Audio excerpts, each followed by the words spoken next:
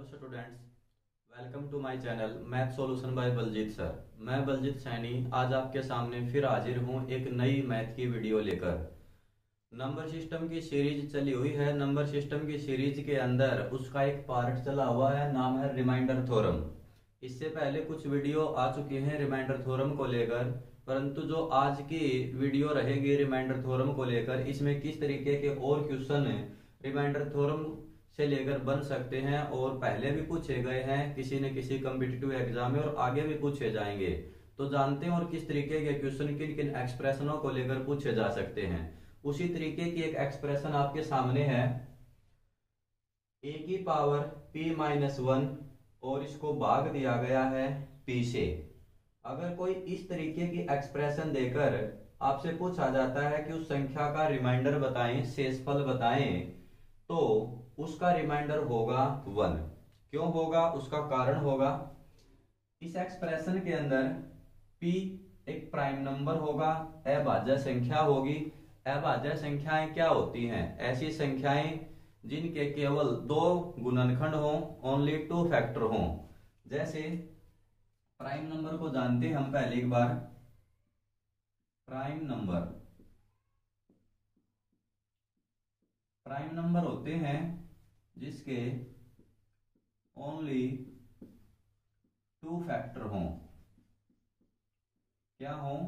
सिर्फ 2 गुणनखंड हों। केवल जिस संख्या के 2 गुणनखंड होंगे उसे प्राइम संख्या के नाम से जाना जाएगा। फॉर एग्जाम्पल हमने लिया 2, तो 2 किस किस के पहाड़े में आता है? 1 और 2 के आता है। हम लेते हैं 3 किस किस के पहाड़े में आता है? 1 और 3 में आता है। हमने लिया 5, ये किस में आता है? 1 और 5 में आता है। या मैं कहूं जो संख्या 1 और खुद से भाग हो उसे भी हम प्राइम नंबर कह सकते हैं। तो जो p होगा वो एक अभाज्य संख्या होनी चाहिए। ऐसे ही यहां बोला गया है a और p सहअभाज्य संख्याएं हों, को प्राइम नंबर हों। इनको जान लेते हैं। को प्राइम नंबर क्या होते हैं? को प्राइम नंबर मतलब सहअभाज्य संख्याएं। इन दोनों नंबरों के बारे में मैं आपको पहले बता चुका हूं। नंबर सिस्टम की जो सबसे पहली वीडियो थी उसमें नंबरों के बारे में डिटेल से बताया गया था। को प्राइम नंबर वे नंबर होते हैं जिनका एचसीएफ हमेशा 1 हो। जिनका एचसीएफ हमेशा क्या हो? 1 हो। जैसे एक संख्या लेता हूं मैं 2, एक संख्या लेता हूं मैं 9। इन दोनों संख्याओं का जब आप एचसीएफ निकालते हो तो आंसर आएगा 1। और लेते हैं हम, जैसे एक लिया 3 और एक लिया हमने 11, तो इनका जब आप एचसीएफ निकालोगे प्यारे बच्चों तो इनका आंसर क्या आएगा? 1। उन संख्याओं को क्या कहा जाता है? को प्राइम नंबर के नाम से जानते हैं।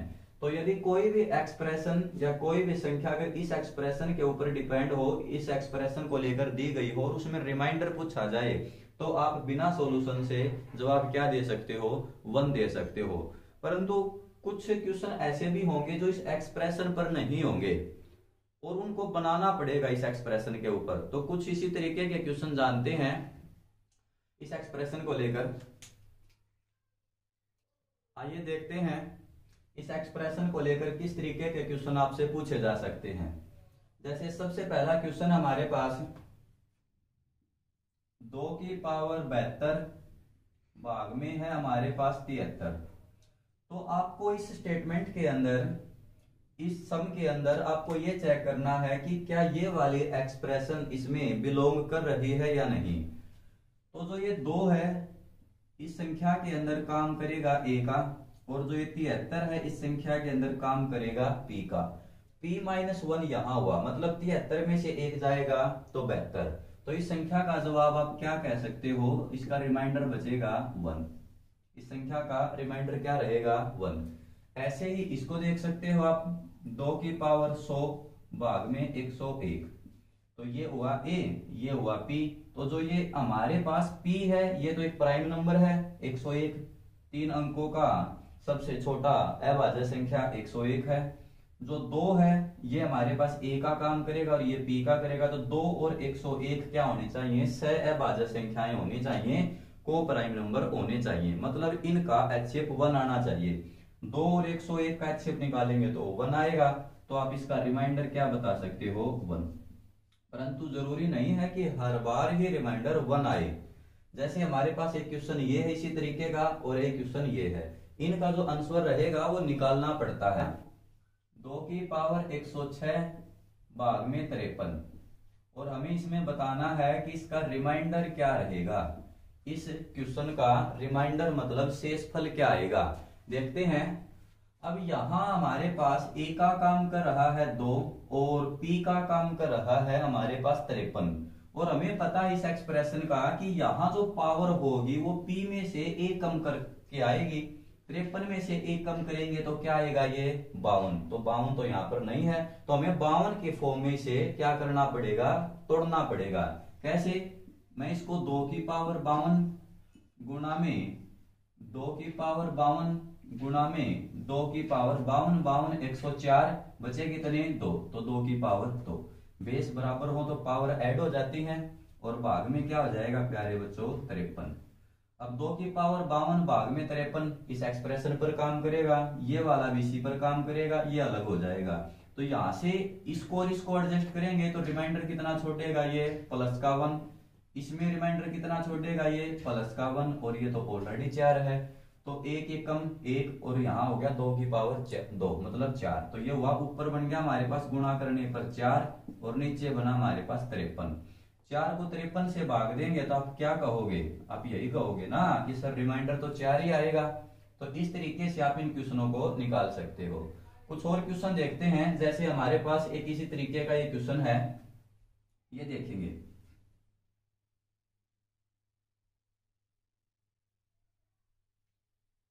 ये हमारे पास 5 की पावर 91 भाग में 31। तो ये ए हुआ, ये पी हुआ, और पी में से एक घटाने के बाद यहाँ पावर आएगी, वो तो गिवन नहीं है। 31 में से अगर मैं एक घटाऊंगा तो यहाँ 30 होना चाहिए, तो हम 91 को क्या करेंगे, 5 की पावर 30 में ही तोड़ेंगे। कितनी बार लिख सकते हैं इसको, 5 की पावर 30 गुणा में 5 की पावर 30 60 हो गए, 5 की पावर 30 90 हो गए, बची कितनी 5 की पावर 1, और भाग में क्या है 31। तो अब देखेंगे यहां पर रिमाइंडर क्या बचा 1, क्योंकि ये दोनों इस एक्सप्रेशन पर बिलोंग करेंगे, ऐसे ही ये ऐसे ही ये। यहां भी क्या बचा रिमाइंडर 1, यहां भी क्या बचा रिमाइंडर प्लस का 1, और यहाँ अकेला 5 रह जाएगा। तो इसकी 1 की 5 से गुणा करेंगे तो 5 भाग में क्या बचेगा 31। तो आपका रिमाइंडर क्या बचा इस क्वेश्चन का 5, क्या आएगा रिमाइंडर 5। इस तरीके से ऐसी एक्सप्रेशन को लेकर अगर कोई क्वेश्चन दिया जाता है आपके कंपटीशन एग्जाम के अंदर और उसका रिमाइंडर पूछा जाता है तो आप इजी से निकाल सकते हो। कुछ और एक्सप्रेशन देखते हैं रिमाइंडर थ्योरम के अंदर किस किस तरीके के क्वेश्चन पूछे जा सकते हैं इसके अंदर। आगे देखते हैं और किस तरीके की एक्सप्रेशन देकर रिमाइंडर थ्योरम के अंदर आपसे क्वेश्चन पूछे जा सकते हैं। इसी तरीके की एक्सप्रेशन है जिसका नाम है विल्सन थ्योरम। विल्सन थ्योरम क्या कहती है, यदि p माइनस में 1 के फैक्टोरियल को p से भाग दिया जाता है, यदि p माइनस 1 का फैक्टोरियल किया जाए, p कोई भी नंबर हो सकता है, यदि उसमें से 1 घटाएं और उसका फैक्टोरियल कर दें और उसी नंबर से उसको डिवाइड कर दें तो हमारे पास रिमाइंडर क्या आएगा, तो रिमाइंडर रहता है p माइनस 1 या ऊपर वाली संख्या। इसी तरीके के कुछ एग्जाम्पल हैं, जैसे हमारे पास 4 का फैक्टोरियल, ये भी फैक्टोरियल का सिंबल है और ये भी फैक्टोरियल का सिंबल है। 4 का फैक्टोरियल भाग में 5, जैसे ये p हुआ और p में से 1 कम करके उसका फैक्टोरियल, ये p है p में से 1 कम किया उसका फैक्टोरियल, ये p है p में से 1 कम किया उसका फैक्टोरियल। तो इस तरीके की एक्सप्रेशन पर अगर कोई क्वेश्चन पूछा जाता है विल्सन थ्योरम को देकर तो उसका जो जवाब रहेगा वो फैक्टोरियल के अंदर वाली संख्या होती है या जिसके साथ फैक्टोरियल लगा होता है। तो यहाँ 4, इसका रिमाइंडर क्या रहेगा 4, इसका रिमाइंडर क्या रहेगा 28 और इसका रिमाइंडर क्या रहेगा 99। तो आप विल्सन थ्योरम के जो क्वेश्चन है बहुत ही इजी तरीके से निकाल सकते हैं। कुछ और क्वेश्चन देखेंगे जो रिमाइंडर थ्योरम को लेकर पूछे जाते हैं। आगे देखते हैं और किस तरीके के क्वेश्चन रिमाइंडर थ्योरम को लेकर पूछे जा सकते हैं। उसी तरीके के कुछ एग्जाम्पल हमारे सामने, जैसे सबसे पहला है 7 7 7 7 को 129 बार लिखा जाए और उसको 37 से भाग देने पर रिमाइंडर क्या होगा। मतलब 7 को हमें, जैसे यहां से 7 लिखना शुरू करता हूं मैं, फिर दूसरी बार, फिर तीसरी बार, फिर चौथी बार, फिर पांचवी बार, ऐसे करते करते जब मैं इसको 129 बार लिखूंगा तो जाहिर बात है लास्ट में भी 7 7 रहते होंगे। तो हमें इसको किससे भाग करना है? 37 से भाग करना है। हमें इसे किससे भाग करना है? 37 से भाग करना है। तो 37 से भाग देने के बाद इसके अंदर क्या रिमाइंडर रहेगा वो बात हमने बतानी है। तो ये तो बहुत ही इजी है, क्योंकि इसके अंदर लास्ट के अंदर 7 7 आएंगे, तो हम क्या करेंगे, लास्ट वाली संख्या को ही हम 37 से भाग दे लेते हैं। जो आखिर में जो संख्या होगी, आखिर में 77 कह लो या क्या कह लो आप, 777 कह लो। तो हम इसको भाग करते हैं तो लास्ट की 2 डिजिट को ही भाग दे लो। 77 को हम क्या करेंगे, 37 से भाग दे लेते हैं। 77 को 37 से भाग करते हैं तो 37 दूनी कितना हो जाएगा हमारे पास? 74। 37 दूनी कितना हो जाएगा? 74। अब यहाँ घटाएंगे तो कितना रिमाइंडर बचेगा हमारे पास? 3। तो इस संख्या के अंदर जो रिमाइंडर रहेगा वो क्या रहेगा? 3। इस संख्या का जो रिमाइंडर है वो आप 3 निकाल सकते हैं। इस तरीके से आप कह सकते हैं कि इस संख्या का जो रिमाइंडर रहेगा वो क्या रहेगा? 3 रहेगा। अगर आप लास्ट तीनों को देके देखना चाह रहे हैं तो उनको देके देख लो। जैसे 777, इसको मैं 37 से भाग देता हूं तो ये चलेगा 37 दूनी 74। तो बचेगा हमारे पास कितना? यहाँ पर 3 उतार लिया हमने। 37, 37 से कम 37, तो यहां से रिमाइंडर हमारे पास क्या बचा? 0। यहां से हमारे पास रिमाइंडर क्या बचा? 0। तो यहां से आपको एक बात तो आई होगी समझ में, यहां अगर हमारे पास नीचे 2 अंक हैं तो जरूरी नहीं है कि लास्ट वाले 2 अंकों को ही भाग देने पर ऐसा होगा। तो इस तरीके के क्वेश्चन के अंदर 3 से ज्यादा संख्याओं को भाग देना या 2 से ज्यादा संख्याओं को भाग देना होता है। जैसे यहाँ 3 बार 7 ले सकते हो, या 4 बार 7 ले सकते हो, या 5 बार 7 ले सकते हो, तभी आपका जो रियल रिमाइंडर है वो माना जाएगा। अगर आप इस तरीके से निकालोगे तो आपका जो जवाब है वो गलत आएगा। ठीक, और आप ऐसे लोगे तो आपका जवाब क्या रहेगा? सही। मतलब लास्ट वाले 3 अंकों को हम क्या कर लेंगे? 37 से पूरा पूरा भाग दे लेंगे, और जो रिमाइंडर बचेगा वो क्या आएगा? 0। तो इस तरीके के क्वेश्चन को आप ऐसे दें। ठीक है, नेक्स्ट क्वेश्चन दे रखा हमारे पास 1 2 3 4 5 6, ऐसे करते करते ये दे दिया हमारे पास इसने 15 14 15 16, और भाग भी देना किससे से? 16 से। तो अब ऐसा पीछे वाला दिमाग ना लगाएं कि भाई मैं 16 को 16 से ही भाग दे दूं तो हमारे पास 16 से को 16 से भाग देंगे तो रिमाइंडर तो 0 बचा ना, ऐसा नहीं होगा। तो अब क्या करेंगे, ये चेक करें कि जो ये 16 है, जो ये 16 है, इसको 2 की पावर कितनी लिख सकते हैं? इसको हम 2 की पावर 4 लिख सकते हैं। तो इसके आखिर वाले 4 अंक 16 से पूरे पूरे भाग होंगे। ये डिविजिबिलिटी रूल है 2 का हमारे पास, हमने आपको समझा दिया था। 2 फिर 4 फिर 8 फिर 16 32 ऐसे। तो इसके आखिर वाले 4 अंक लेंगे हम। आखिर वाले अंक है 1 5 1 6।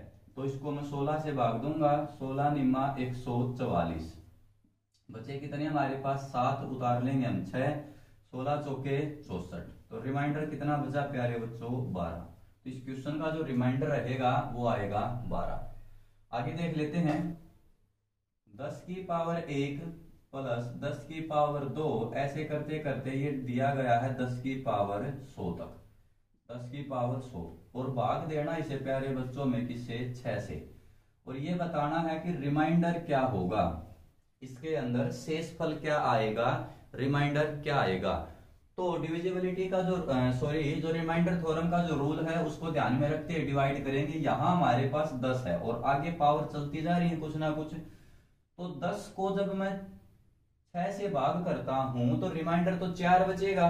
रिमाइंडर क्या बचेगा? हमारे पास 4 बचेगा। तो रिमाइंडर तो यहाँ क्या बच रहा है हमारे पास? यहाँ पर 4 बचा, फिर यहाँ पर भी 4 बचेगा। ऐसे करते करते क्या है, हर बार इसके अंदर 4 4 4 वहां 100 तक बचता चला जाएगा। तो हम क्या करेंगे, यहाँ देखो, यहाँ 10 की पावर 1 है तो 10 बना, 10 की पावर 2 है तो पीछे 2 जीरो आएंगी, 3 है तो 3 जीरो आएंगी, 100 है तो 100 जीरो आएंगी। तो सीरीज तो 10 की रहनी है तो रिमाइंडर तो सेम आएगा। तो यहाँ पर कितना रिमाइंडर बचा 4, तो यहाँ पर भी कितना बचेगा +4। तो ऐसे करते करते यहाँ भी कितना बचेगा 4। तो जो ये 4 जो रिमाइंडर है ऐसे करते करते 1 2 3 4 5 ऐसे 100 बार आएगा। तो हम क्या करेंगे 4 की गुणा 100 से कर देंगे। मीन्स यहाँ प्लस का निशान है, चाहे तो मैं 4 को 100 बार जोड़ लूं चाहे 4 की 100 से गुणा कर दूं, मतलब तो सेम ही है।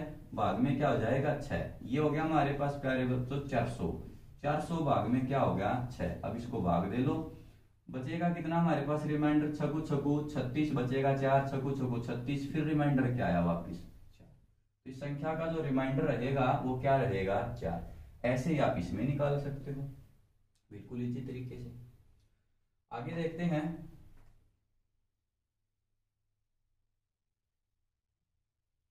नेक्स्ट क्वेश्चन हमारे पास x की power 3 plus 5x square plus में 7, यदि इसको भाग दिया जाए x माइनस 2 से तो यहाँ क्या रिमाइंडर बचेगा, यहाँ पर क्या रिमाइंडर बचेगा। इस तरीके के एक्सप्रेशन भी देकर पूछ लिए जाते हैं। ये एक इक्वेशन हमारे पास समीकरण है और इसको भाग देना है x माइनस 2 से। तो हम क्या करेंगे, जिससे हमें भाग देना है वहां से हम x की वैल्यू निकाल लेंगे। x माइनस में 2 इसको इक्वल टू 0 रखते हैं हम, तो यहाँ से x की वैल्यू क्या निकल कर आएगी हमारे सामने 2। x की वैल्यू निकल कर आएगी 2। और अब यहाँ x का मान 2 है तो यहाँ रख लेते हैं, मतलब ये एक संख्या बन जाएगी पूरी की पूरी हमारे पास। तो यहाँ रखेंगे हम x का मान, तो ये हो जाएगा 2 की पावर 3 प्लस ये रिमाइंडर ही होता आपका 2 की पावर 3, ये हो जाएगा 5 गुणा में 2 की पावर 2 और प्लस में क्या हो जाएगा 7। तो ये हुआ हमारे पास 8 प्लस 4 पंजे 20, क्योंकि 2 का स्क्वायर तो 4 होता है ना, और 4 की 5 से गुणा करूंगा तो मैं 20 हो जाएगा और प्लस में क्या हो जाएगा 7। अगर हम जोड़ेंगे तो कितना रिमाइंडर आएगा 35। तो इस तरीके के जो क्वेश्चन आते हैं उनको आप इस तरीके से सोल्व कर सकते हैं।